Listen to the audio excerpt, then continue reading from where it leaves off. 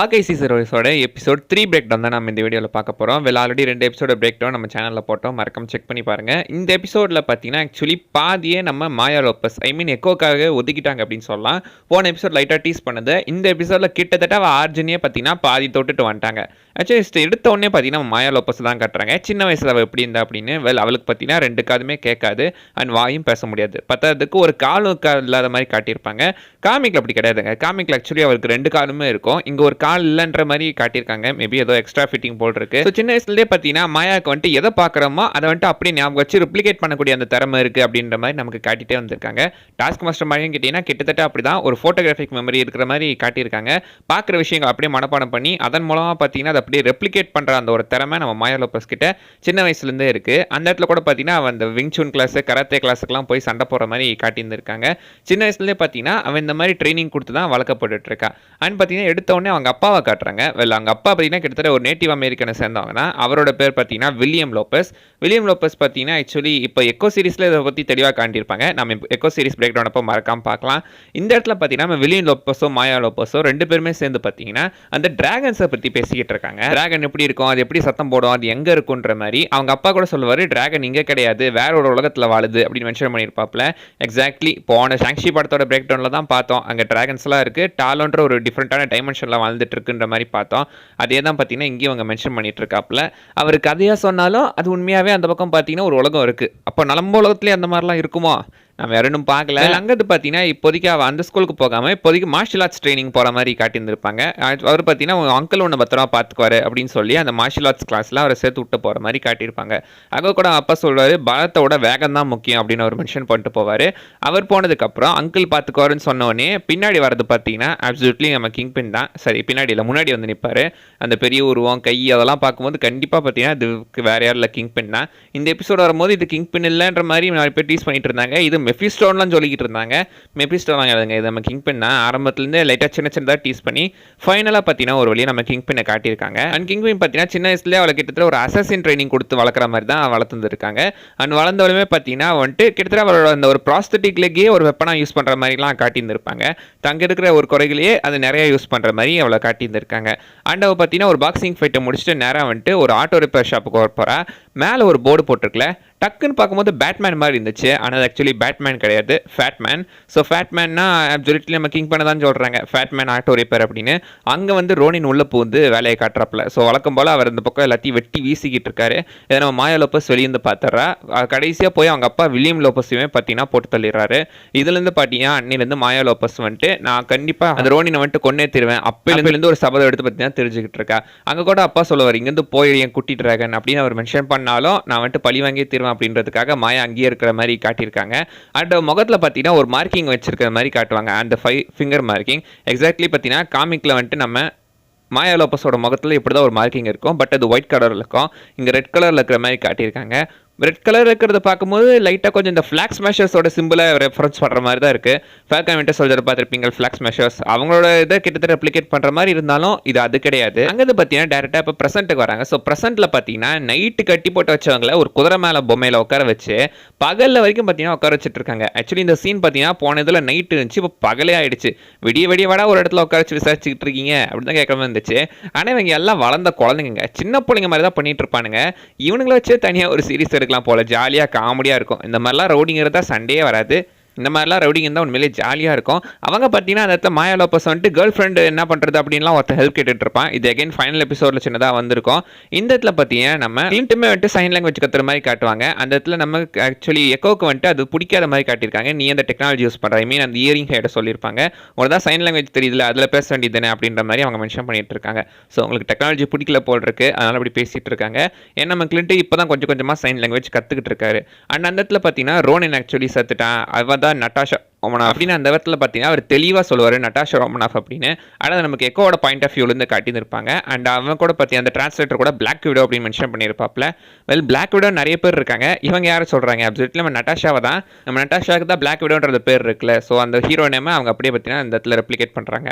அந்த இடத்துல அவளுக்கு லைட்டாக கொஞ்சம் பழைய ஞாபகம்லாம் வந்து கிட்டத்தட்ட நம்ம கேட்டால் கழுத்து நிற்க போகும்போது அந்த இடத்துலேருந்து பார்த்தீங்கன்னா எகைன் எல்லாரும் சண்டை போட்டு அந்த இடத்துல திரும்ப ஒரு பஞ்சாயத்து நடக்குது. நம்ம ஹாக்கையும் பார்த்தீங்கன்னா நான் கூட அவளை ஈஸியாக அடிச்சு போட்டுருவாருன்னு நினச்சேன். பட் ஹாக்கை அந்த இடத்துல லைட்டாக கொஞ்சம் திணறதா செய்கிறாரு. ஏன்னா ஹாக்கையோட ஸ்பெஷாலிட்டியே பார்த்தீங்கன்னா அம்புகள் தான். அது லாங் ரேஞ்ச் அட்டாக்கு. ஆனால் ஷார்ட் ரேஞ்ச் ஃபைட்டில் மாயா ஆக்சுவலி பார்த்தீங்கன்னா ஈஸியாகவே நம்ம ஹாக்கை அடிச்சு போட்ட மாதிரி காட்டியிருந்திருப்பாங்க. பயங்கரமாக அடி வாங்குவார். பட் அம்புவில் கையில் கிடச்ச உடனே வழக்கம் போல் அவர் வேலையை ஆரம்பிச்சிருவார். மாயா அந்த 2 அம்பு வச்சு கழுத்தை லாக் பண்ணுறது மட்டும் இல்லாமல் ஒரு அம்பு வச்சு அந்த பக்கம் அவனையும் அட்டாக் பண்ணிட்டு ப்ளஸ் பார்த்தீங்கன்னா கேட்டி ரிலீஸ் பண்ணி விட்ருவாப்புல. அதுக்கப்புறம் பார்த்தீங்கன்னா இவர் காலேருந்து இயரிங் ஓடுவில் அதையுமே பார்த்தீங்கன்னா மாயா நசுக்கி போட்டுருவா. அண்ட் இந்த இடத்துல பார்த்தீங்கன்னா அவரோட அம்புவில் ஸ்கில்ஸாக பயங்கரமாக காட்டியிருக்காங்க. இந்த மாதிரி ஸ்கில்லெல்லாம் நம்ம எத்தனை வாட்டி பார்த்தாலும் சலிக்கவே சலிக்காது. உண்மையே சூப்பராக இருக்கும். பின்னாடி ஒருத்தவன் வரான், அதை திரும்பி கூட பார்க்காம ஒரே ஷாட் பண்ணுவார். எக்ஸாக்ட்லி பார்த்தீங்கன்னா போன அவெஞ்சர்ஸ் படத்தில் எப்படி ஒரு ஷாட் அடிப்பாரோ அதே மாதிரி இந்த இடத்துலையும் பார்த்தீங்கன்னா அந்த அம்புவில் வச்சு பயங்கரமாக வித்த காட்டுறாப்புல. எகைன் அங்கேருந்து பார்த்தீங்கன்னா இப்போ எஸ்கேப் ஆகுறாங்க எல்லாம். மிச்சம் மீதி இந்த இயரிங் பீஸ் எடுத்துட்டு வெளியே பார்த்தீங்கன்னா அந்த காரை பிடிச்சி அங்கேருந்து எஸ்கேப் ஆகுறாங்க. அந்த இடத்துக்குள்ளே பார்த்தீங்கன்னா காருக்குள்ளே ஒரு 1 ஷாட் ஃபைட் ஒன்று காட்டியிருப்பாங்க. Sorry, one shot chasing sequence ஒன்று காட்டியிருப்பாங்க. சூப்பராக இருக்குங்க அந்த சேசிங் சீக்வன்ஸ். இப்போ மார்வலில் பார்த்தீங்கன்னா ஆக்சுவலி நிறைய 1 ஷாட்லாம் வருது. அதில் இதுவுமே ஒன்று நீங்கள் சேர்த்துக்கலாம். இந்த 1 ஷாட் கூட பார்த்தீங்கன்னா பேக் சீட்டில் யாரோ கேமரா வச்சுட்டு உட்காந்து அந்த இடத்துலேருந்து பார்த்தீங்கன்னா ஒரு 1 மினிட்க்கு 1 ஷாட் சீக்வன்ஸ் ஒன்று காட்டியிருப்பாங்க. அண்ட் அந்த இடத்துல தான் ஹாக்கியோட ட்ரிக் ஏரோஸ் எல்லாத்தையும் யூஸ் பண்ணுற மாதிரி காட்டியிருப்பாங்க. அண்ட் இதுக்கப்புறம் பார்த்தீங்கன்னா இயரிங் உடச்சில் ஹாக்கிக்கு காது கேட்காது. அந்த சீக்வன்ஸ்லாம் செம்ம ஜாலியாக ஒரு காமெடியாக போயிட்டுருக்கோம். அவர் ஒன்று சொல்ல, இவர் ஒன்று சொல்ல, இவர் ஒன்று கேட்க, 2 பேரும் ஒரே விஷயத்த மாற்றி மாற்றி வேறு மாதிரி சொல்ல ஜாலியாக போகும். ஏகப்பட்ட ஏரோ யூஸ் பண்ணுவார். ஆரம்பத்தில் புட்டி ஏரோ யூஸ் பண்ணுவாப்ல, அந்த ஏதோ நுர மாதிரி வரும் அந்த ஏரோ. அதுக்கப்புறம் பார்த்தீங்கன்னா நிறைய டாட்ஸில் நிறைய கயிறுலாம் வர மாதிரி ஒரு ஏரோ வச்சிருப்பாப்ல. இது வந்துட்டு மல்டி டைரக்ஷன் ஏரோ அப்படின்ற மாதிரி சொல்லியிருந்திருப்பாங்க. மல்டி டைரக்ஷன் ஏரோ பார்த்தீங்கன்னா சுற்றி இருக்கிற மரத்தையெல்லாம் அந்த கார் மேலே இருக்கும். எக்ஸாக்ட்லி நம்ம ஸ்பைடர்மேன் படத்தில் வந்த சீன் தான் எனக்கு ஞாபகம் வச்சு. அவர் எப்படி வலை விட்டு அந்த ட்ரெயினை நிறுத்துவார், அந்த சீக்வன்ஸ் தான் ஞாபகம் வச்சு. அண்ட் ஆசிட் ஏரோவை காட்டியிருப்பாங்க. இந்த ஏரோ கூட பார்த்தீங்கன்னா ஓரளவுக்கு யூஸ்ஃபுல்லான ஏரோ தான், நல்லா யூஸ் பண்ணியிருக்கலாம். அண்ட் அடுத்து பார்த்தாங்க மாஸ்டர் பீஸ் பிம்டெக்கோட ஏரோ ஒன்று காட்டியிருப்பாங்க. உண்மையிலே பயங்கரமாக இருக்குங்க. பிம்டெக் ஐடியா பாசிபிளி பார்த்தீங்கன்னா சிவில் வாரில் நம்ம ஹாக்கைக்கு வந்திருக்கலாம். ஏன்னா ஆண்ட்மேன் ஏரோ வச்சு விட்டுருப்பார்ல. அப்போ வந்து பார்த்தீங்கன்னா பாசிபிளி ஸ்டார்க் இண்டஸ்ட்ரீஸ் எப்படி அவெஞ்சர்ஸ்க்குலாம் கொஞ்சம் எல்லா டெக்னாலஜி செஞ்சு கொடுக்குதோ பாசிபிளி பிம்டெக் கூட பார்த்தீங்கன்னா அவெஞ்சர்ஸ்க்கு சில பல டெக்னாலஜி செஞ்சு கொடுக்கலாம். அதில் இந்த பிம்டெக் ஏரோவுமே ஒன்று. அண்ட் அந்த ஏரோவில் பார்த்தீங்கன்னா ப்ளூ கலரில் சொல்யூஷன் இருக்கிற மாதிரி காட்டியிருப்பாங்க. எக்ஸாக்ட்லி பார்த்தீங்கன்னா ப்ளூ பெருசாக்கிறதுக்கு ரெட் சின்னதாக்கிறதுக்கு ப்ளூவை யூஸ் பண்ணி அவர் அந்த ஏரோ பெருசாக்கி அவங்கள பிளாக் பண்ணுறாப்புல. அந்த இடத்துல பென்ட்ரைவ் ஏரோ காட்டியிருப்பாங்க. பென்ட்ரைவ் ஏரோ பார்த்தீங்கன்னா ஆக்சுவலி போன வாட்டிஃபில் நம்ம பார்த்துருப்போம். இந்த இடத்துல அந்த ஏரோ வேஸ்ட்ன்ற மாதிரி தான் காட்டியிருப்பாங்க. ஆனால் ஒரிஜினலாக அந்த ஏரோ உண்மையிலே செம்ம ஏரோங்க. அதுதான் அந்த பக்கம் உலகத்தை காப்பாற்றுச்சு வாட்டிஃபில். அண்ட் அகைன் பார்த்தீங்கன்னா இங்கே வர அந்த ஏரோவை வச்சு ஒரு ஜம்ப் அடிச்சு எஸ்கேப் ஆகிறாப்ல. பட் இந்த இடத்துல பார்த்தீங்கன்னா அவர் ஏரோ யூஸ் பண்ணுற மாதிரி காட்டியிருக்க மாட்டாங்க. அவரோட இந்த போவ்லேயே வந்துட்டு ஒரு மெக்கானிசம் இருக்கிற மாதிரி காட்டியிருப்பாங்க. அதை வச்சு தான் எஸ்கேப் ஆகிருந்திருப்பாரு. அண்ட் பிளஞ்சர் ஏரோவை வச்சு ட்ரெயினில் எப்படியோ பிடிச்சி அங்கேருந்துமே எஸ்கேப் ஆகப்பில் ட்ரெயினில் 2 பேருமே போயிட்டுருக்காங்க. அங்கே தான் பார்த்தீங்கன்னா நம்ம கேட்ட வந்துட்டு அவர் லைட்டாக கொஞ்சம் பாராட்டுவார். உண்மையாக அந்த வில்வித்தக்காரி தான், நீ வந்துட்டு பெருமைப்பட்டுக்க அப்படின்ற மாதிரி பேசிட்டே போவாங்க. அண்ட் அந்த நாயை வாக்கிங் கூப்பிட்டு போகிறது, அதுக்கு சாப்பாடை பற்றியெல்லாம் பேசிட்டு போவாங்க. இவன் சொல்கிறதே அகைன் பார்த்தீங்கன்னா அவர் ரெப்ளிகேட் பண்ணிக்கிட்டு இருப்பாரு. அண்ட் டேரெக்டாக அங்கேருந்து பார்த்தீங்கன்னா அவங்க அப்பார்ட்மெண்ட்டுக்கு வராங்க. அந்த இடத்துல பார்த்தீங்கன்னா ஆக்சுவலி வந்துட்டு ஃப்ரெண்டோட பையன் நெத்தனியல் பார்த்தீங்கன்னா ஃபோன் பண்ணியிருப்பான். அவங்ககிட்ட பேசிகிட்டு இருப்பாப்ல. ஆக்சுவலி அவருக்கு தான் காது கேட்காதே. ஸோ ஒய்ஃப் தான் பேசுறதா நினச்சிட்டு அதுக்கப்புறம் தான் பையன் பேசுகிறான்னு நம்ம கேட் பார்த்தீங்கன்னா அவளுக்கு எழுதி காட்டிட்டு இருப்பாப்ல. அப்போ தான் தெரியும். இந்த இடத்துல இந்த சீனே சூப்பராக இருக்குங்க. அதுவும் அந்த மனுஷனோட நடிப்பு அதுவுமே சூப்பராக இருக்கும். நல்லா நடிச்சிருப்பாப்ல. அந்த சீனை பார்க்கும்போது லைட்டாக கொஞ்சம் கண் கலங்கிற ஒரு வருத்தப்பட தாங்க செய்யும். உண்மையிலேயே வந்துட்டு அந்த சீன் அடுத்த சீனில் பார்த்தீங்கன்னா ஆக்சுவலி அவங்க அந்த இயரிங் ஐடி சரி பண்ணுறதுக்காக ஒரு இடத்துக்கு போவாங்க.